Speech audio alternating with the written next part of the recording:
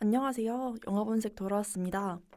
이제 진짜 날씨가 너무 더웠어요. 한낮이 막 30도씩 찍기도 하고, 이렇게 더운 날 또 빠질 수 없는 게 남양 특집이죠.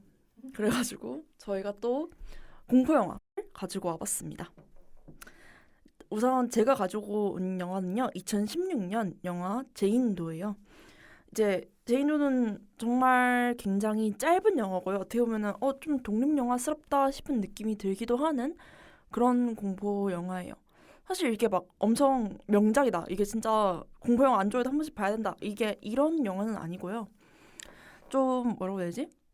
그냥 공포 영화를 좀 많이 봐왔던 사람들이면 괜찮네, 신선하네 이러고 넘길 수 있는 그런 되게 간단한 그런 가성비 좋은 되게 괜찮은 그런 영화예요. 원래 저는 이제 귀신 나오는 영화를 그렇게 막 좋아하는 편은 아니거든요.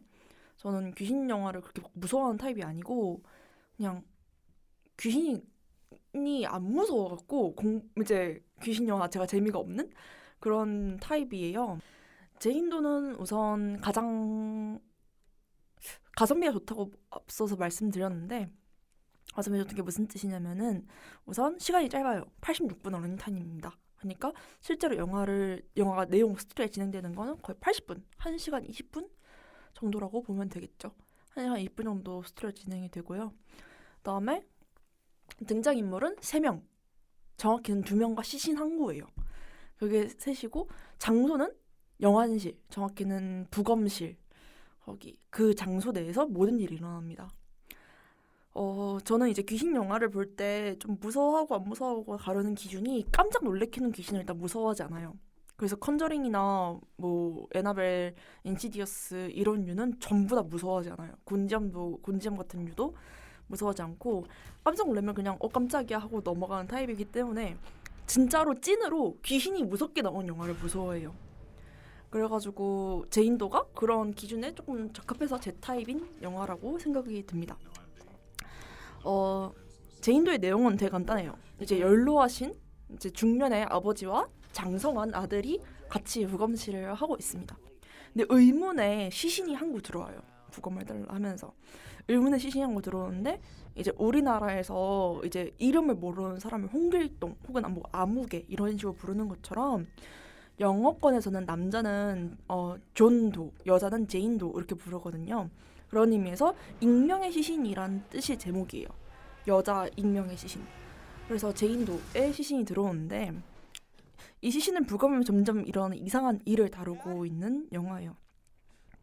보면은 이제 어떻게 보면 좀 오컬트물에 좀 더 가깝죠. 공포, 귀신 나오고 이런 것보다 오컬트물에 좀 더 가까운데 오컬트 매니아들에게는 조금 어떻게 보면은 익숙하면서도 조금 변주가 들어간 우리가 흔히 오컬트를 생각하면은 가장 대표적인 게 엑소시스트가 있고 우리나라 좀 거문 사제들 이런 빙의되는 혹은 뭐 악마와 대치하는 어떤 그런 게 주가 됐는데 제인도 같은 경우는 악마와 대면한다기보다는 악마에 약간 스며드는 그런 점이에요. 이런 분들은 좀 잘 알아두셨으면 좋겠습니다. 그 말이 진짜 좋았고요.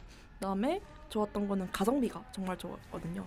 저는 영화를 볼 때 좀 가성비가 좋다 싶은 영화는 좀 높게 쳐주는 편이에요. 이제 그 한계를 알기 때문에 예산의 한계와 그 예산 속에서 이제 이런 결과물이 나온다는 건 칭찬할 만한 일이다. 이런 걸 좀 높게 평가하기 때문에 그리고 이 결말이 진짜 저는 마음에 들거든요. 이 결말이 약간 스포가 될 수 있어서 조금 자제하고 말씀을 드리자면은 귀신이 무서운 이유는 우리가 이길 수 없는 존재다라는 느낌이 강하게 들기 때문이라고 생각해요. 왜냐면은 좀비 같은 경우는 우리 도망치거나 혹은 쟤네를 죽이면 된다고 뭐 다른 괴물이다 하면은 어쨌든 실체가 있는 어떤 괴물이면 죽이면 되잖아요. 혹은 사람이다.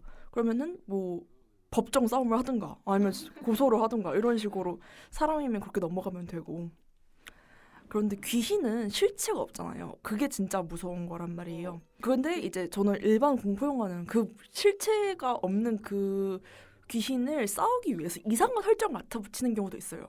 퇴마사가 나온다든가 갑자기 무슨 이상한 방식으로 하늘 풀어져서 막 승천을 했어. 이런 경우는 별로 좋아하질 않아요.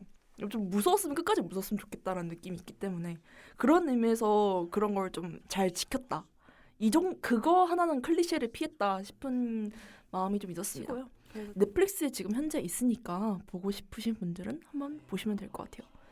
제인도가 이제 보시면 이 영화는 오컬트라고 했잖아요. 근데 이게 악마보다는 사실 마녀에 좀 더 가까워서.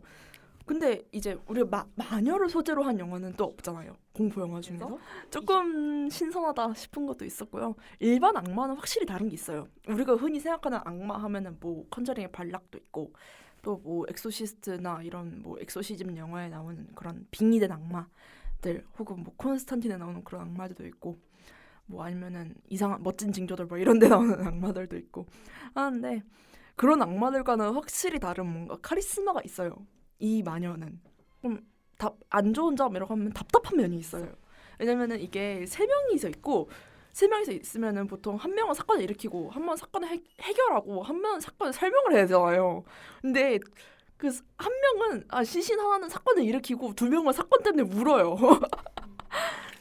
그래서 이게 약간 답답한 게 있어요. 쟤네 이제 사건이 일어난 건 알겠어. 근데 저게 이 사건을 일으킨 주체가 왜 이 사건을 일으키는 거며 이제 어떻게 해결할 것이냐 이런 좀 어떤 스토리가 진행이 되는데 그게 좀 막혀 있다는 느낌은 있어요. 그래서 스토리 자체가 약간 답답하다 느껴질 수 있는데 그걸 또 해결하는 게 러닝타임입니다. 그 답답함이 오래 가지 않아요. 그러니까 마지막에 이제 좀 답답한 게 좀 오래 가시는 분들은 찝찝하다라고 느껴질 뻔했는데 결말이 좀 속 시원하게 해결돼 갖고 이제 그건 아니구나 하는 그런 것도 있을 겁니다.